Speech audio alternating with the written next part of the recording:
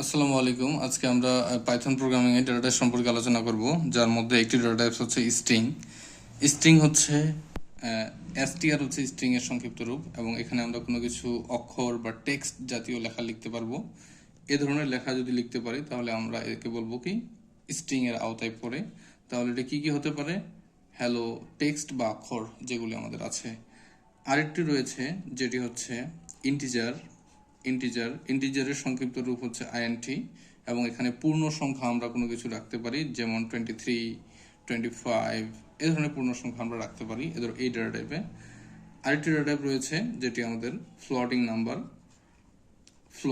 Floating number হচ্ছে float হচ্ছে সংক্ষিপ্ত রূপ, যেমন এর উদাহরণ হতে পারে 23.3 অথবা হচ্ছে 24.5, মানে যত দশমিক সংখ্যা আমাদের রয়েছে এই সংখ্যাগুলো আমরা এই ডেটা টাইপের মধ্যে অন্তর্ভুক্ত করি। আরেকটা ডেটা টাইপ রয়েছে যেটা আমাদের বুলিয়ানের সংক্ষিপ্ত রূপ হচ্ছে বুল। এখানে শুধুমাত্র সত্য এবং মিথ্যা প্রমাণিত করার জন্য এটি ব্যবহৃত হয়, যার মধ্যে একটি হয়েছে ট্রু যদি সত্য হয়, অথবা ফলস যদি মিথ্যা হয়ে থাকে। এই চার ধরনের ডেটা টাইপ আমরা পাইথনে কাজ করে দেখব কিভাবে কাজ করে। তো এই চার ধরনের ডেটা টাইপ আমরা যদি পাইথনে কোডিং এ লিখতে চাই, তাহলে নাম্বার 1 স্ট্রিং আমরা কিভাবে লিখব, তাই না? তাহলে স্ট্রিং লেখার জন্য আমাদেরকে কি করতে হবে? একটা প্রিন্ট নামক ফাংশন নিতে হবে, যেই ফাংশনে আমরা লিখব হচ্ছে এই হ্যালো লিখব। তাহলে আমরা যদি এখানে ডাবল কোটেশন দিয়ে হ্যালো লিখি, তাহলে এটা সুন্দর করে স্ট্রিং ধরনের প্রিন্ট হয়ে যাবে। আউটপুট হবে কি? আউটপুট হবে আমাদের হ্যালো। কিন্তু এটা কি আসলে স্ট্রিং? আমরা কিভাবে বুঝবো?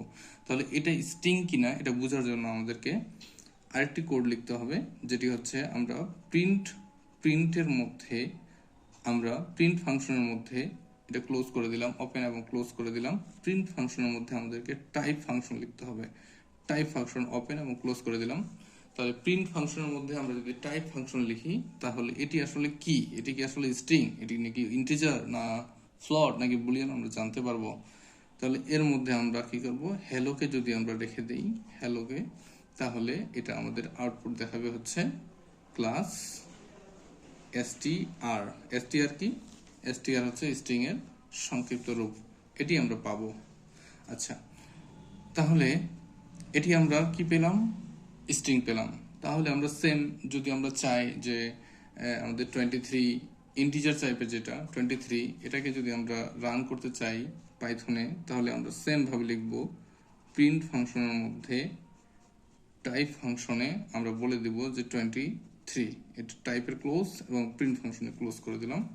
এখানে আমরা পাবো কি? আউটপুট পাবো হচ্ছে টাইপ ক্লাস, এটি হচ্ছে আইএনটি, ইন্টিজার। তাহলে ইন্টিজারের সংক্ষিপ্ত রূপ হচ্ছে আইএনটি। যদি আমরা চাই যে ফ্লোটিং দশমিক সংখ্যা আমরা কিছু প্রিন্ট করতে, এই দশমিক সংখ্যা যদি আমরা দেখতে চাই আসলে কি দশমিক সংখ্যা নাকি নয়, এটা যদি প্রমাণ করতে চাই, তাহলে সেম ভাবে আমাদের লিখতে হবে প্রিন্ট ফাংশনের মধ্যে আমরা যদি টাইপ ফাংশন বলে দিই 23.3, তাহলে আমাদেরকে বলে দিবে যে ক্লাস তুমি একটা ফ্লট। তাহলে কে? সে হচ্ছে একটা ফ্লোটিং নাম্বার। ফ্লোটিং এর হচ্ছে সংক্ষিপ্ত রূপ হচ্ছে ফ্লট। যদি 4 নম্বরে আমরা দেখতে চাই যে বুলিয়ান গুলো কিভাবে হয়, তাহলে সেম ভাবে প্রিন্ট ফাংশনের মধ্যে আমরা যদি টাইপ ফাংশন বলে দেই যে এখানে যদি আমরা রাখি ট্রু কে, তাহলে এটি আমাদের বলবে যে এ হচ্ছে একটা কি? ক্লাস বুল। তাহলে বুলিয়ানের সংক্ষিপ্ত রূপ হচ্ছে বুল। তাহলে আমরা জানতে পারলাম যে আমাদের ডেটা টাইপ গুলি আসলেই কি স্ট্রিং, আসলেই কি ইন্টিজার, আসলেই কি ফ্লোট, বা আসলেই কি এটা বুলিয়ান। অথবা আমরা বলেছিলাম যে গত ভিডিওতে প্রিন্ট ফাংশনের মধ্যে আমরা যদি কি করি? টাইপ লিখে আমরা 23 দিলে এটা ইন্টিজার হয়, তাই না? 23 দিলে এটা আমরা বুঝি এটা একটা ইন্টিজার, পূর্ণ সংখ্যা। কিন্তু যদি স্ট্রিং এর মতো করে, স্ট্রিং এ যেমন ছিল হ্যালোর উপরে দুইটা কোটেশন, ডাবল কোটেশন, এখানে যদি আমরা সিঙ্গেল অথবা ডাবল যে কোনো একটা দিলেই হয়। সিঙ্গেল কোটেশন এবং ডাবল কোটেশন দে আর সেম। এখানে যদি আমরা ডাবল কোটেশন দিয়ে দেই, তাহলে এটি কিন্তু আর ইন্টিজার থাকবে না। এটি হয়ে যাবে কি? এটি হয়ে যাবে ক্লাস স্ট্রিং। স্ট্রিং এর সংক্ষিপ্ত রূপ হচ্ছে এসটিআর।